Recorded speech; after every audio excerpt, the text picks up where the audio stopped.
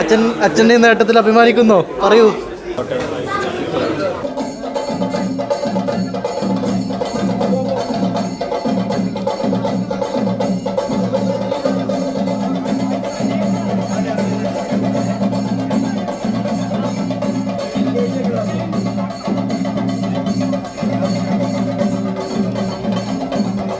കുറച്ചുകൂടെ back camera പിടിക്കോ.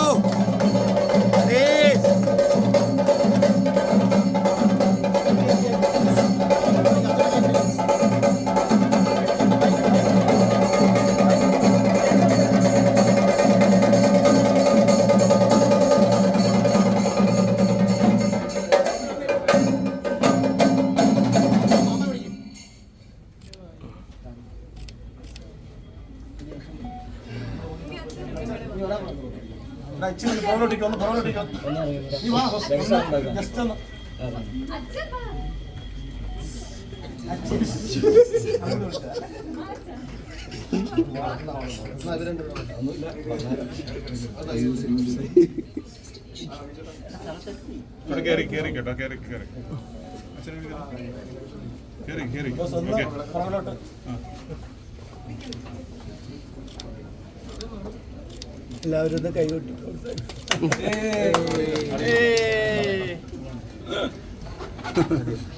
സന്തോഷം.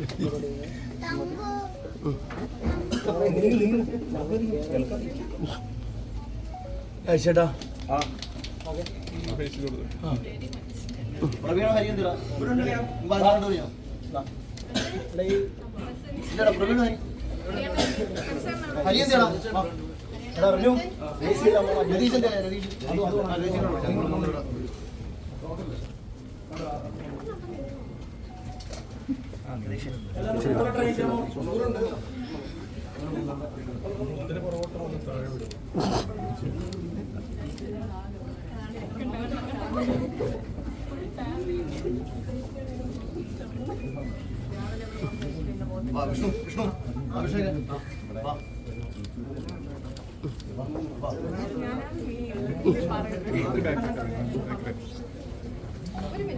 ഉള്ളിലോട്ട് നിൽക്കാം.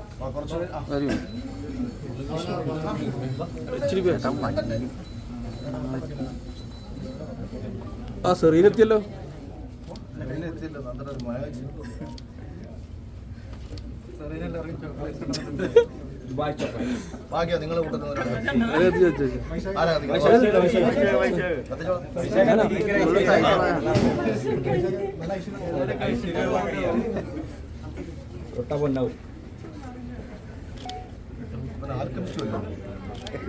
ഈ ഒഴുകി ആൽക്കമിച്ച് സ്വർണ്ണം ഉണ്ടാക്കുന്ന വീട്ടിൽ കേട്ടിട്ടുണ്ട്.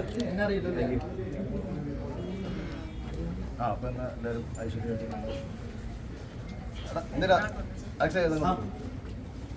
എല്ലാരും ഷോപ്പ് നല്ല രീതിയിൽ നോക്കണോട്ടോ. എന്നാ പിന്നെ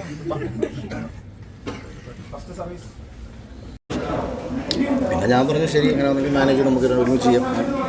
അങ്ങനെ ഒരുമിച്ച് എടുത്തൊരു പരിപാടി. ആരാണ് ഇങ്ങനെ ഒരു ഐഡിയ കൊണ്ടുവരുന്നത്? ചേട്ടനാണോ അതോ വൈഫിന്റെ ഐഡിയ ഒന്നും അല്ല, പെട്ടെന്ന് തോന്നി. നമ്മളങ്ങ് ചേച്ചിക്ക് വേണ്ടിയിട്ട് ചേട്ടൻ്റെ സമ്മാനം.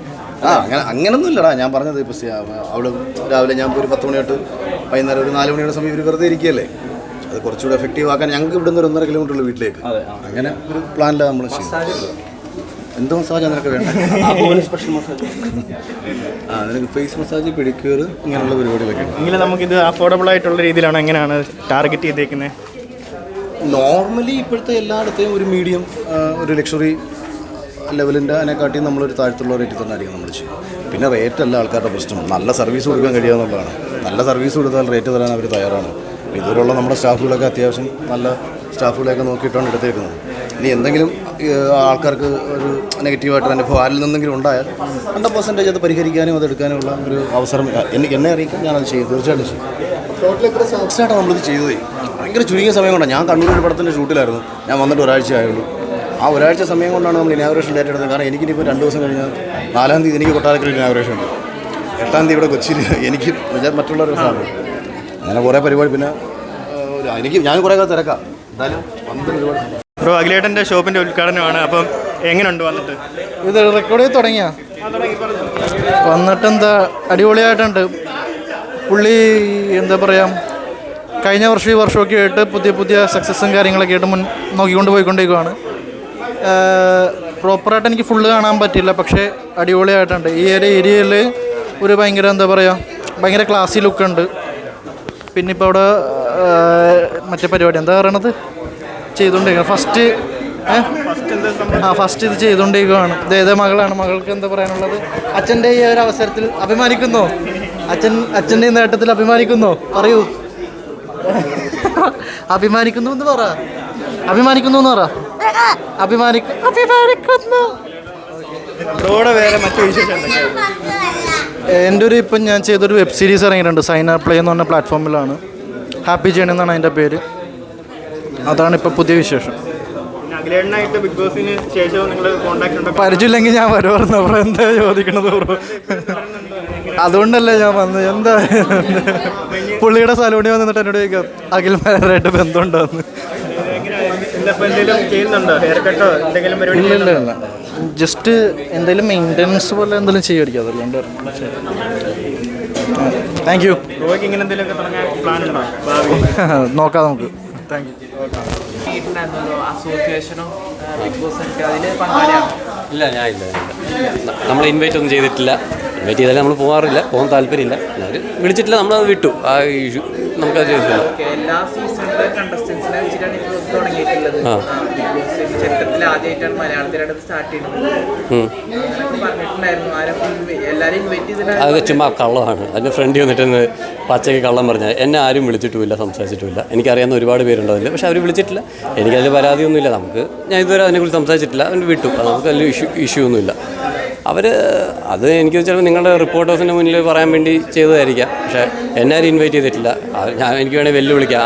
ആരിലും ഒരാളെന്നെ വിളിച്ചോന്ന് ചോദിച്ചു വേണമെങ്കിൽ എനിക്ക് വെല്ലുവിളിക്കാമെന്നേ ഉള്ളൂ. പക്ഷെ നമ്മളത് വിട്ടു. വേറെ കാര്യമൊന്നുമില്ല. നമുക്ക് ബിഗ് ബോസ് എന്ന് പറയുന്നത് എൻ്റെ ഒരു സ്റ്റെപ്പിംഗ് സ്റ്റോണാണ്, അല്ലാതെ എൻ്റെ അവസാനമല്ല. അത് ചിലപ്പോൾ പലരുടെയും ബിഗ് ബോസ് എന്ന് പറയുന്ന അവസാനമായിരിക്കാം. അതുകൊണ്ടായിരിക്കും അവരിങ്ങനെ ഇതൊക്കെ ചേർന്ന് അങ്ങ് പോകുന്നത്. പക്ഷേ എൻ്റെ ആക്ടിങ് ആണ് എൻ്റെ മെയിൻ. ബിഗ് ബോസ് എന്ന് പറയുന്നത് എൻ്റെ സ്റ്റെപ്പിംഗ് സ്റ്റോൺ മാത്രമാണ്. അതുകൊണ്ട് അത് കഴിഞ്ഞു, ആ ഒരു ബിഗ് ബോസ് ഫേസ് കഴിഞ്ഞു, ഞാൻ അടുത്ത എൻ്റെ മൂവി ഫേസിലോട്ട് ചെയ്തുകൊണ്ടിരിക്കുന്നു. അതുകൊണ്ട് നമുക്ക് ആ ഇഷ്യൂസ് മൈൻഡേ ചെയ്യുന്നില്ല, വിട്ടു. ഇല്ല ഇനിയിപ്പോൾ അതിൻ്റെ കാര്യമില്ല. ഇത്ര നാൾ വിളിക്കാത്തടത്തേക്ക് നമ്മൾ പോയി കയറേണ്ട കാര്യമൊന്നുമില്ല. അത് താല്പര്യമില്ല, എനിക്ക് താല്പര്യമില്ല. എനിക്ക് വേറെ കുറേ തിരക്കുകളുണ്ട്, അതങ്ങനെ പൊയ്ക്കൊണ്ടിരിക്കും.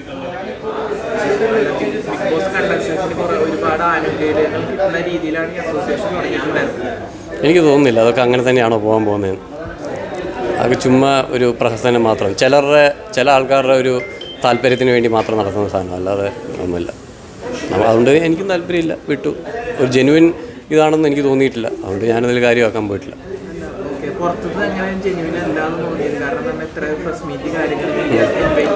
അതിൻ്റെ ഏറ്റവും വലിയ എക്സാമ്പിളാണ് ഞാൻ ഇപ്പോൾ പറഞ്ഞത്. പ്രസ് മീറ്റിൽ എന്താ പറഞ്ഞത്? എല്ലാവരും ഇൻവൈറ്റ് ചെയ്തിട്ടുണ്ട്, എല്ലാവരെയും വിളിച്ചു.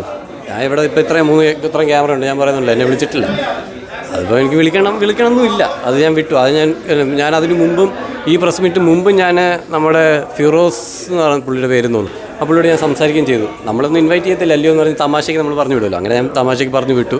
അപ്പോൾ എന്തായാലും നിന്നെ വിളിക്കും എന്നൊക്കെ പറഞ്ഞതാണ്. പക്ഷേ വിളിച്ചില്ല. വിളിക്കാത്തതിൽ പരാതിയില്ല. നമുക്കതിൽ വലിയ താല്പര്യമൊന്നുമില്ല. അതുകൊണ്ട് ഞാനത് വിട്ടു. നമ്മളിപ്പോൾ നിങ്ങൾ ചോദിച്ചുകൊണ്ട് പറയുന്നേ ഉള്ളൂ. ഉണ്ട് എനിക്കറിയാം, കുറച്ച് പേരുണ്ട്. ശരി. നീലക്കുയിൽ എനിക്ക് പ്രശ്നം ഉണ്ടാക്കില്ല, ബട്ടർഫ്ലൈ ആയിരുന്നു എനിക്ക് പ്രശ്നം ഉണ്ടാക്കി. ഇവിടെ അപ്പൊ കുഴപ്പമില്ല. അതെ താങ്ക് യു. അത് കാരണമാണോ എനിക്ക് ജോലിക്കാസ് കിട്ടിയെന്ന് പറഞ്ഞത്? അല്ലാതെ എന്റെ കഴിവും കൊണ്ടല്ലേ.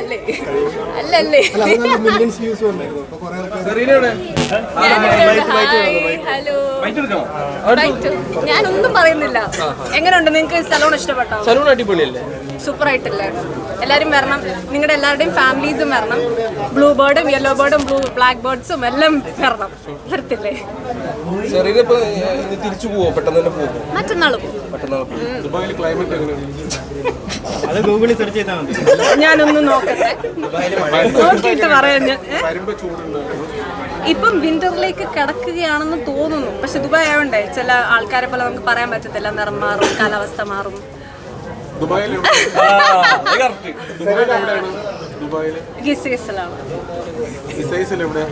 എന്തിനാ വരാനാണോ? Privacy matters.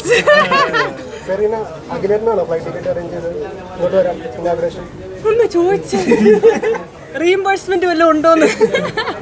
നോ, ഞാൻ എൻ്റെ ഫാമിലി ആയിട്ട് വന്നതാണ്. ഞാൻ മിനിഞ്ഞാന്ന് വന്നു. അവിടെ ആക്ച്വലി നാഷണൽ ഡേ ഹോളിഡേയ്സ് 4 ദിവസം ലീവ് ഉണ്ട്. അപ്പോൾ വന്നു. ഡെഫിനറ്റ്ലി ഇതൊരു മാറ്റർ തന്നെയാണല്ലോ നമുക്ക്. അപ്പോൾ പിന്നെ ഒന്ന് നോക്കിയിട്ട് 4 ദിവസത്തെ എനിക്ക് വന്നു. സെറീന എന്തുകൊണ്ടാണ് കേരളത്തിൽ സെറ്റിൽ ആവുന്നത്?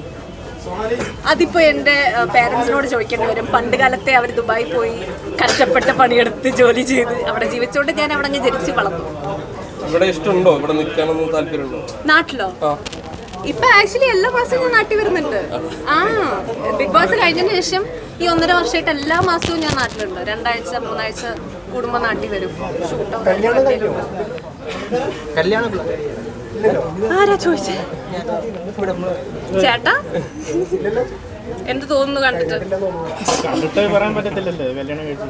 അല്ല, നമ്മളെ പറ്റി ഒന്നും അന്വേഷിച്ചിട്ടില്ല, ഒന്നും എവിടെ അറിയത്തില്ലായിരിക്കും അല്ലേ. ഞാൻ സെറീന ജോൺസൺ, ബിഗ് ബോസിലെ ഒരു കണ്ടസ്റ്റന്റ് ആയിരുന്നു. കല്യാണം കഴിച്ചിട്ടില്ല. കഴിക്കുമ്പോൾ എന്തായാലും പറയാം, പക്ഷെ കഴിക്കുമെന്ന് അറിയത്തില്ല.